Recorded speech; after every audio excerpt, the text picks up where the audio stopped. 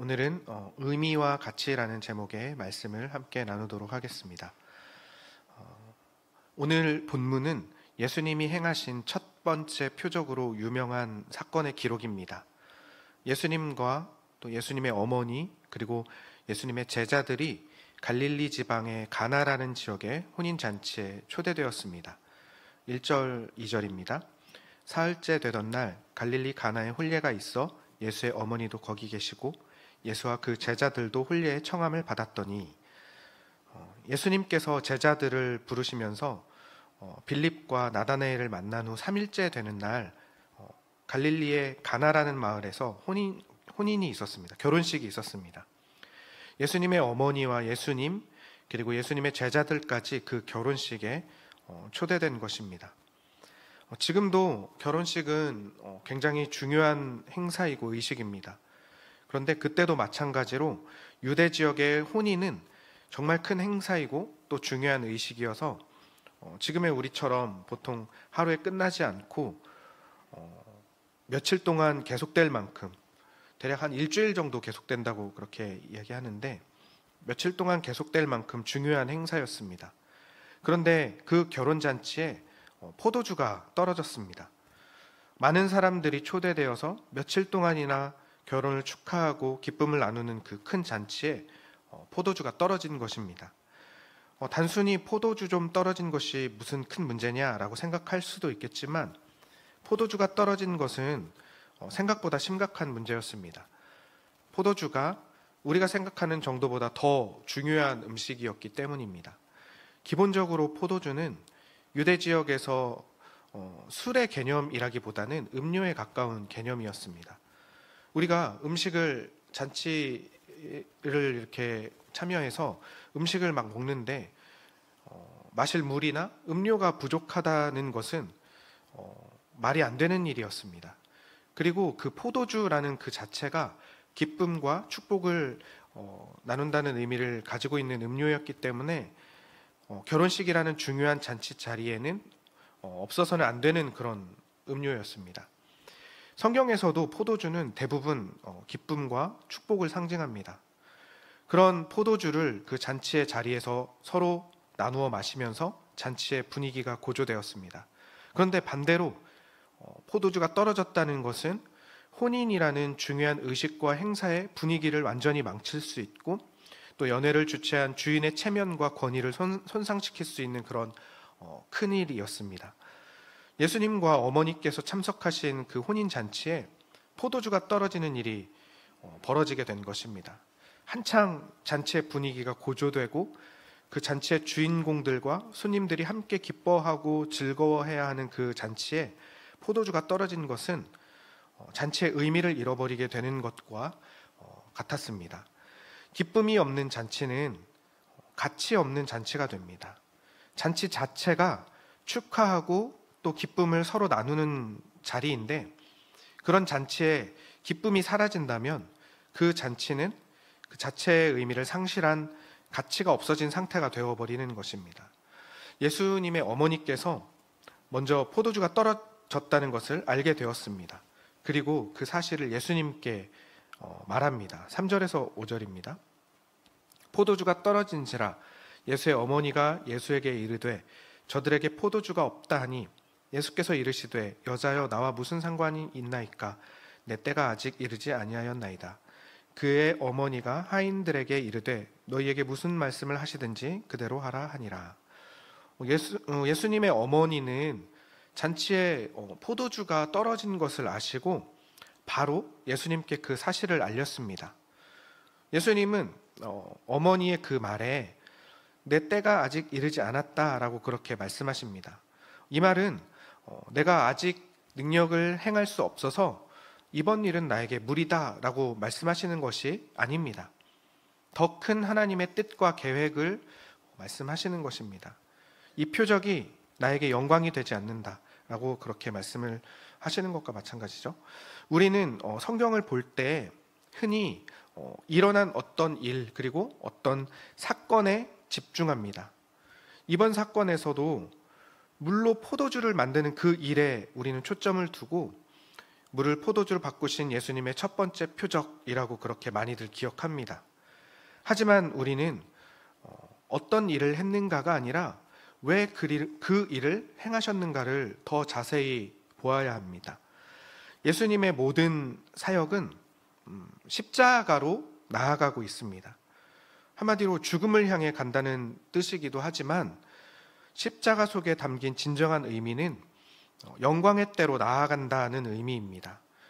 그렇다고 해서 십자가 이전의 모든 예수님의 사역이 단순히 그 십자가의 사역 하나만을 준비하는 그냥 과정에 불과하거나 별로 큰 의미가 없다고 말할 수가 없습니다.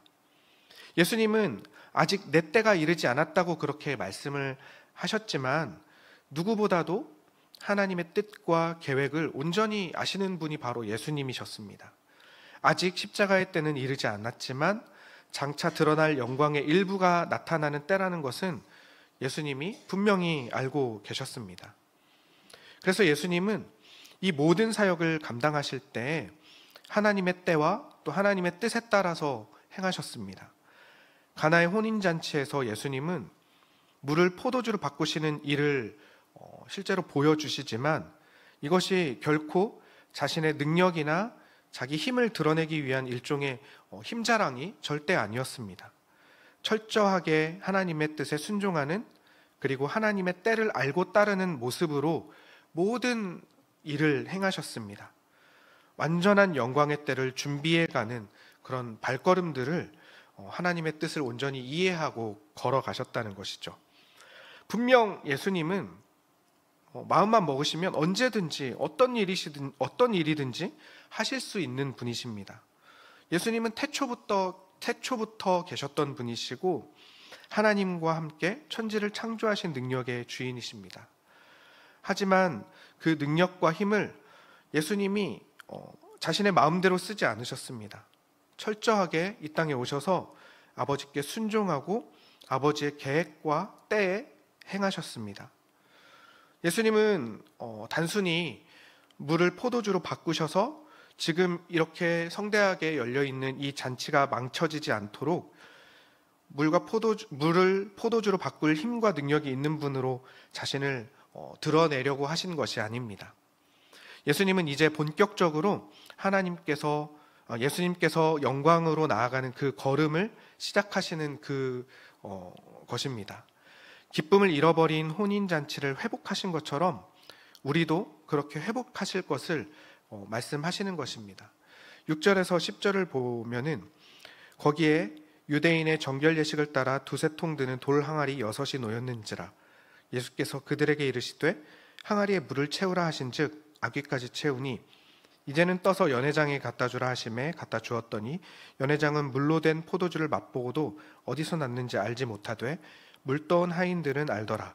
연회장이 신랑을 불러 말하되 사람마다 먼저 좋은 포도주를 내고 취한 후에 낮은 것을 내거늘 그대는 지금까지 좋은 포도주를 두었도다 하니라. 예수님께서 잔치집에 있는 돌 항아리에 물을 채우라고 명령을 하십니다. 이 돌 항아리는 유대인의 정결 예식을 위해서 둔 항아리였습니다. 손을 씻지 않고 음식을 먹는 것은 부정한 것으로 그렇게 여겼기 때문에 손과 발을 씻을 물을 담아두는 항아리가 집집마다 있었습니다. 이렇게 손발 씻을 물을 담는 항아리에 예수님께서 물을 가득 채워서 그걸 그대로 연회장에게 갖다 줘라 라고 그렇게 하인들에게 명령을 하셨습니다. 하인들은 예수님께서 시키는 대로 그렇게 돌 항아리에 물을 가득 채웠지만 그 물을 연회장에게 갖다 주라고 하는 그 예수님의 말 뜻을 이해할 수 없었습니다. 그런데도 그렇게 했습니다. 그리고 그 물로 된 포도주를 맛본 연회장은 지금까지 마셨던 포도주보다 더 좋은 포도주라고 그렇게 감탄했습니다. 우리는 이 사건에서 각자 다른 위치 그리고 다른 모습으로 움직이는 그런 사람들과 또 많은 일들이 있습니다. 그런데 하나님은 그 속에서 하나님의 일을 이루어 가셨습니다. 그것들을 통해서 하나님의 영광을 나타내신 것입니다. 먼저 예수님의 어머니는 예수님이 기적을 행하실 때가 됐는지, 때가 찼는지, 그럴 능력이 있으신지 그거를 확인을 했고 또 알고 있었기 때문에 예수님께 잔치에 포도주가 떨어진 것을 말씀드린 것이 아니었습니다. 그런데 확실한 것은 예수님이 하나님의 아들이신 것은 분명하게 알았습니다. 예수님이 지금 기적을 행할 수 있는지 없는지가 중요한 것이 아니라 예수님이 하나님의 아들이심을 알고 믿고 있다는 것이 중요한 것입니다. 예수님을 잉태했을 때부터 하나님의 아들인 것을 알았고, 그때부터 예수님이 태어나고 예수님을 양육하는 모든 과정에서도 예수님이 하나님의 아들이신 것을 믿었을 것입니다.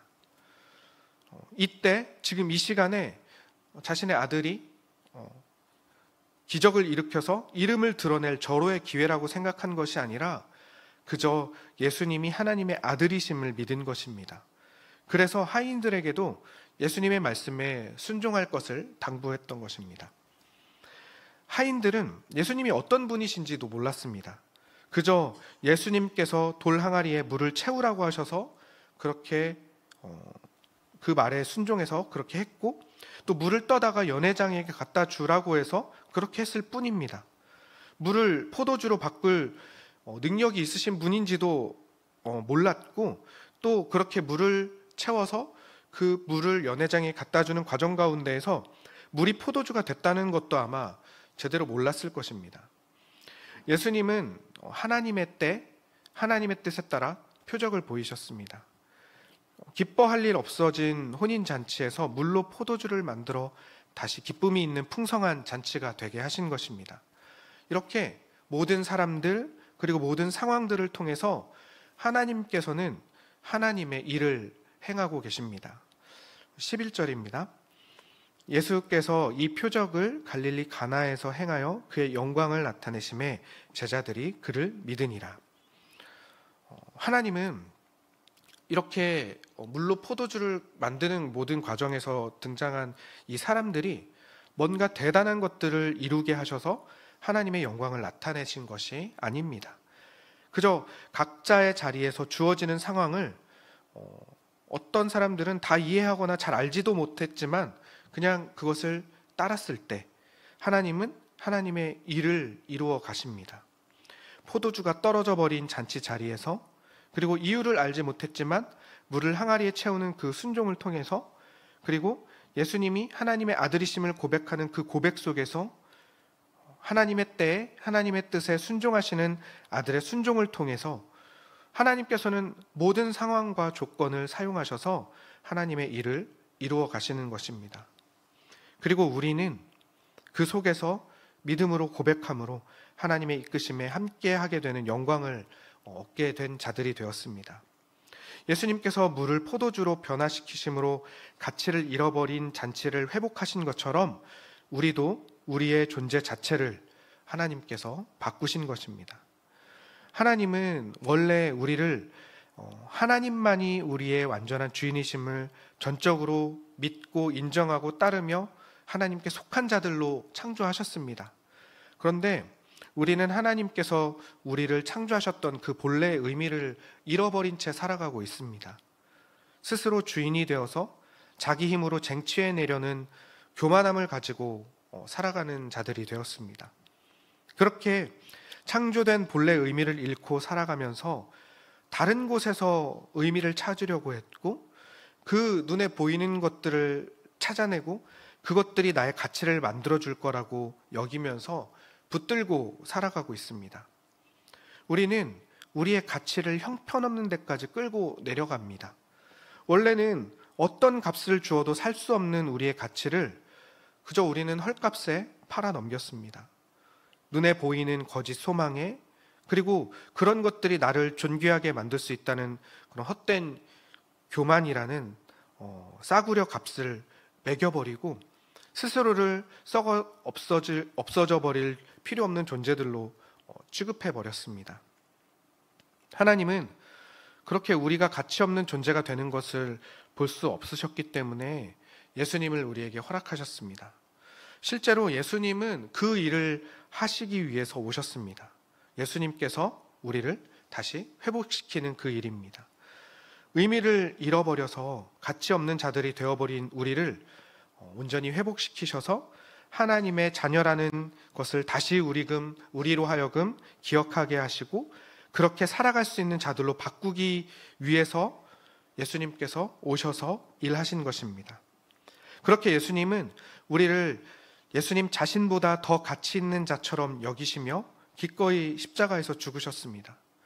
우리를 그렇게 사랑하시고 그렇게 우리를 그렇게 사랑하셨습니다.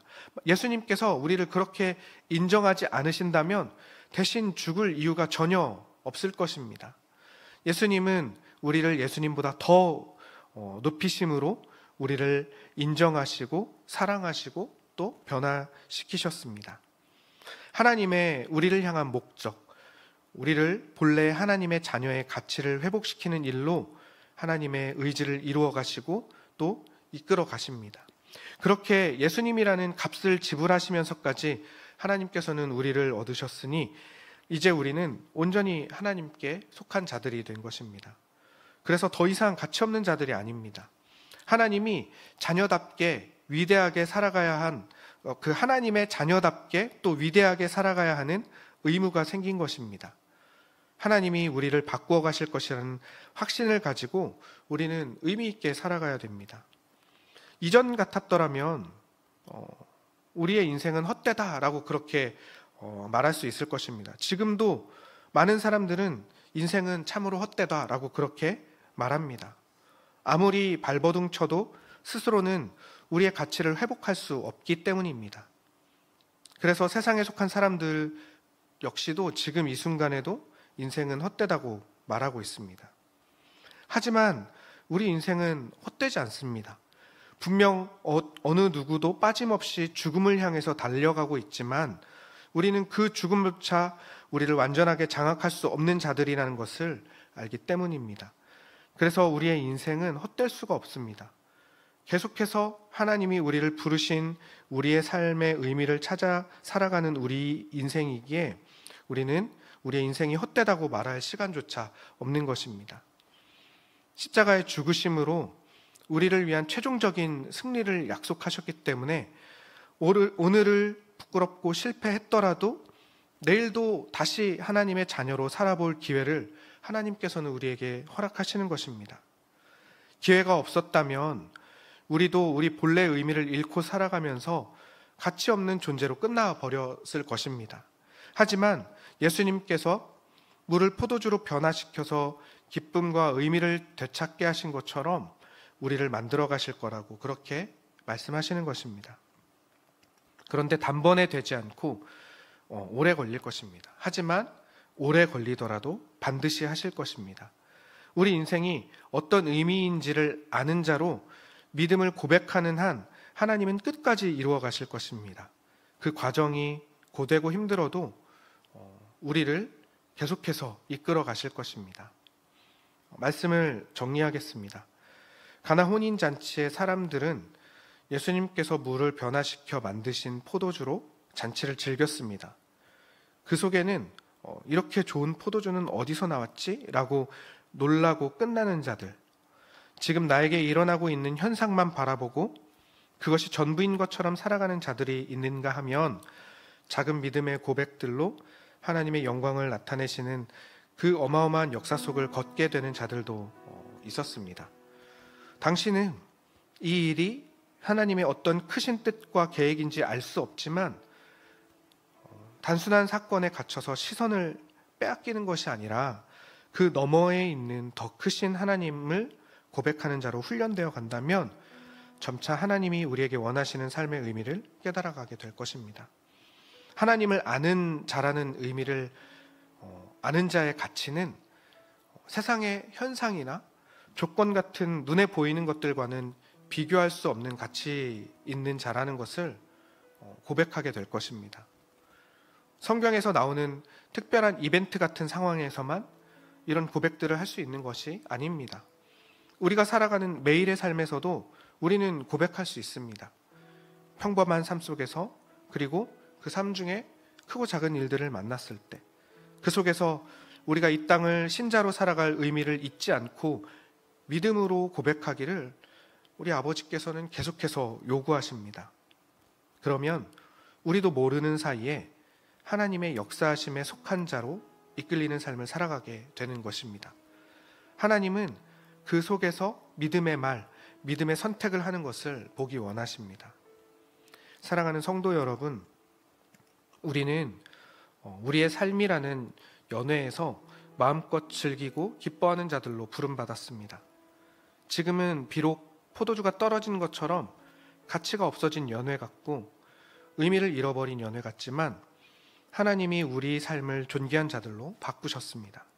더 좋은 포도주를 공급하신 것처럼 우리의 가치를 다른 어떤 것보다도 멋지게 변화시키셨고 또 우리가 이 땅을 살아가는 의미가 무엇인지 분명하게 말씀을 통해서 가르쳐 주십니다.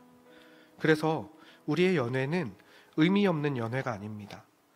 싼 값어치의 연회도 아닙니다. 그 가치를 아는 자로 살아가기를 바랍니다.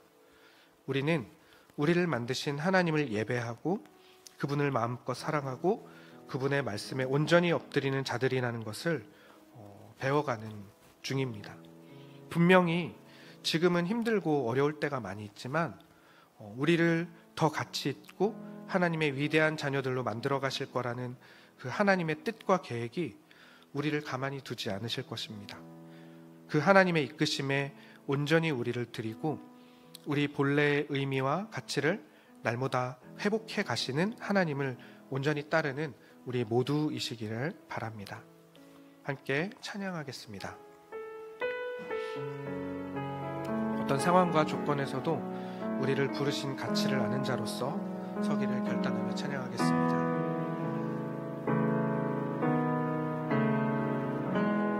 따스한 성령이 마음으로 보내 내 몸을 감싸며 주어지는 평안함 만족함을 느끼네. 사랑과 진리에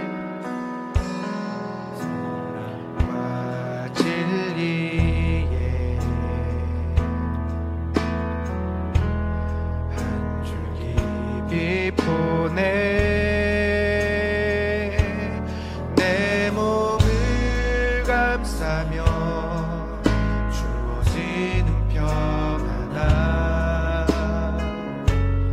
그 사랑을 느끼네. 부신 곳에서 나는 예배하네. 어떤 상황에도 나는 예배하네. 부신 곳에서 나는 예배하네. 어떤 상황에도 나는 예배하네. 내가 걸어갈 때 길이 되고 내가 걸어갈 때 길이 되고 살아갈 때 삶이 되는 그곳에서 예배하네.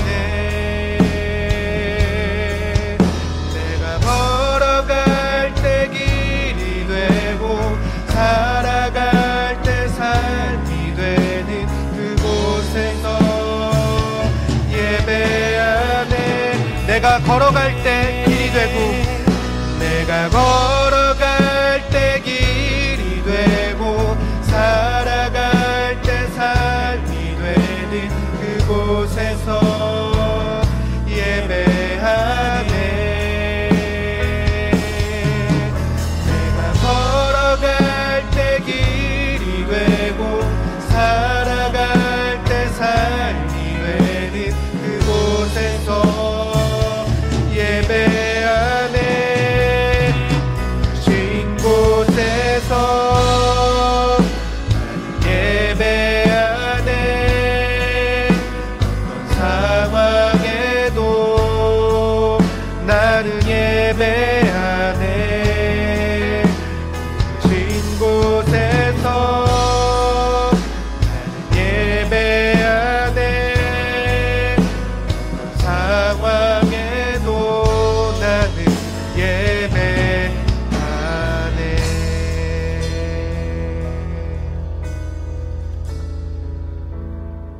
하나님 아버지, 우리를 창조하신 그 의미를 잃어버리고 가치 없는 존재로 살아가도록 그렇게 두지 않으시고 예수님으로 우리를 사시고 의미와 가치를 회복시키신 그 크신 은혜에 감사드립니다.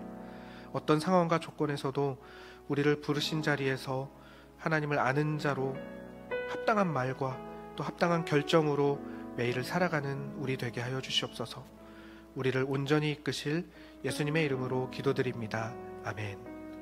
하늘에 계신 우리 아버지여, 이름이 거룩히 여김을 받으시오며 나라가 임하시오며 뜻이 하늘에서 이루어진 것 같이 땅에서도 이루어지이다. 오늘 우리에게 일용할 양식을 주시옵고 우리가 우리에게 죄 지은 자를 사하여 준 것 같이 우리 죄를 사하여 주시옵고 우리를 시험에 들게 하지 마시옵고 다만 악에서 구하시옵소서. 나라와 권세와 영광이 아버지께 영원히 있사옵나이다. 아멘.